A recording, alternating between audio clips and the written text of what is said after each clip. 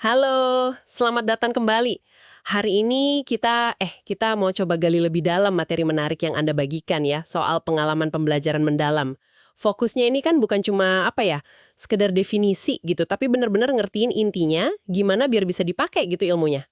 Oke, mari kita langsung aja bedah catatan Anda ini. Yang pertama kelihatan banget nih soal konsep pembelajaran mendalam itu sendiri. Nah, dari yang Anda kumpulin, apa sih bedanya sama cara belajar biasa yang ya mungkin sering kita lakuin? Iya, sumber-sumber Anda ini tuh nekenin banget sifat aktifnya. Jadi nggak cuma duduk manis, dengerin, terus terima informasi gitu aja. Ada satu dokumen Anda itu ngasih contoh bagus loh. Siswa yang coba nyambungin, misalnya konsep fisika kayak momentum gitu, sama dia hobi sepedaan. Nah, ternyata pemahamannya jadi jauh lebih kuat dibanding yang cuma ngafalin rumus doang. Jadi kuncinya itu di pemahaman relasional, nyambungin info baru sama yang lama. Sama yaitu, keterlibatan aktif, nanya, eksplorasi sendiri, bahkan mungkin debat kecil gitu. Ah, iya ya. Itu ngejelasin bagian di catatan Anda yang nyebut soal momen klik atau aha itu ya. Kayaknya itu emang hasil dari keterlibatan aktif tadi ya. Jadi bukan cuma baca diam-diam tapi ya nyoba sendiri, diskusi sama teman, mungkin salah dulu terus coba lagi gitu. Tepat sekali. Nah, dan ini nyambung banget sama aspek lain yang ditekankan juga di materi Anda, keterlibatan emosional. Ternyata nih, menurut salah satu riset yang Anda sertakan juga, belajar itu nggak cuma soal logika loh. Pas kita ngerasa nyambung secara emosi, entah karena penasaran banget, atau ngerasa ini relevan nih buat hidup kita, atau mungkin ketantang. Nah, informasinya itu kayak punya jangkar gitu, lebih kuat nempel di memori. Jadi nggak cuma data di kepala, tapi jadi sesuatu yang bermakna buat kita secara pribadi. Wah, menarik banget ya. Jadi bukan soal maksa otak buat ngapalin, tapi lebih ke nemuin kail personalnya gitu ya, yang bikin materi itu jadi penting buat kita. Ini kayaknya ngubah cara pandang soal belajar ya. Betul. Dan pendekatan ini kelihatan banget di strategi-strategi praktis yang juga diulas ya di materi Anda. Contohnya, problem-based learning, sering disebut PBL itu. Kalau dari deskripsi di sumber Anda, ini metode di mana kita langsung dikasih masalah nyata buat dipecahin. Seringkali malah sebelum semua teorinya dijelasin gamblang.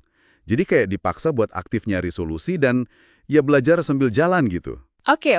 Jadi PBL itu kayak langsung nyempulung gitu ya ke masalahnya, nggak nunggu instruksi lengkap dulu. Selain PBL, sumber Anda ini juga kayaknya menyoroti banget soal pembelajaran reflektif. Kedengarannya sih simple ya, berhenti bentar terus mikir intinya apa sih yang barusan gue pelajarin, nanti bisa dipakai gimana ya. Tapi dokumen Anda ini bilang dampaknya gede banget. Emang sekuat itu ya menurut analisa materi ini? Oh, sangat ditekankan. Iya. Refleksi ini dianggap kayak jembatan gitu. Antara kita nerima informasi sama benar-benar memiliki informasi itu. Nah, berangkat dari pentingnya refleksi ini, materi Anda secara alami juga nunjukin gimana peran pengajar atau fasilitator itu jadi berubah drastis. Mereka nggak lagi dilihat sebagai satu-satunya sumber ilmu gitu. Maksudnya di mana tuh perang mereka geser gitu? Betul. Salah satu artikel yang Anda bagi itu ngegambarin peran mereka lebih kayak arsitek pengalaman belajar atau pemandu.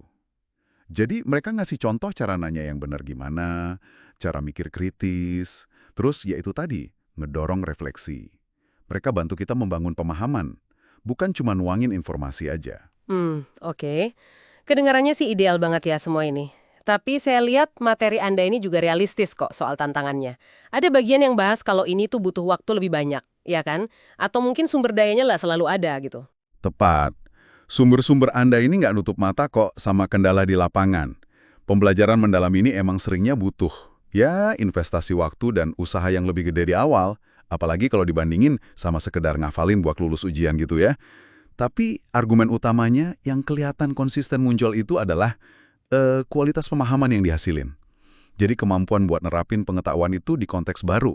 Nah itu jauh lebih berharga buat jangka panjang daripada cuma kuantitas info yang bisa diingat sebentar aja. Oke, jadi setelah kita gali ini berbagai sudut pandang dari materi Anda ini, kesimpulan utamanya buat Anda gimana?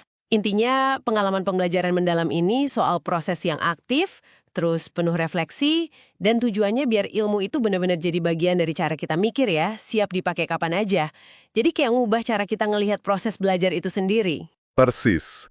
Tujuan akhirnya, seperti yang disimpulkan di salah satu dokumen Anda juga, bukan cuma jadi ensiklopedia berjalan gitu, tapi lebih ke membangun fondasi pemahaman yang fleksibel, yang bisa ditransfer ke situasi-situasi baru.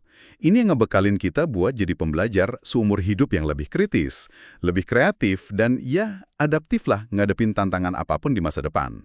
Nah, oke. Sebagai penutup nih dari pembahasan materi Anda kali ini, coba kita renungkan sebentar ya. Berdasarkan semua yang kita obrolin dari sumber-sumber ini, ada nggak sih satu perubahan kecil tapi konkret yang bisa Anda coba lakuin minggu ini dalam cara Anda belajar sesuatu yang baru? Biar rasanya lebih mendalam gitu. Mungkin nyoba jelasin konsep baru ke orang lain. Atau sengaja nyari kaitan sama hobi atau minat pribadi Anda. Coba deh pikirkan langkah spesifiknya apa. Oke, sampai jumpa di pembahasan kita berikutnya ya.